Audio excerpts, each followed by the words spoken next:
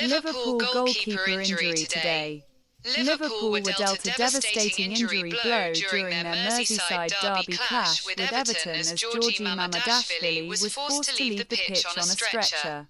Already missing first-choice goalkeeper Alisson Becker, the Reds now face a genuine crisis between the sticks as their depth is tested to the limit. Huge blow for Liverpool.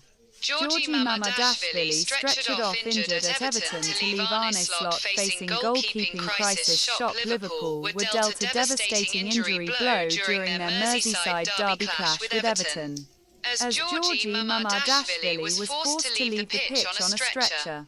Already missing first-choice goalkeeper Alisson Becker, the Reds now face a genuine crisis between the sticks as their depth is tested to the limit. Disaster strikes in the Merseyside derby. The Georgian goalkeeper, who has been deputising for the injured Alisson Becker, was unable to continue after a heavy collision during a crucial moment in the second half. Medical staff rushed onto the Goodison Park turf after it became clear the shot stopper was in significant distress.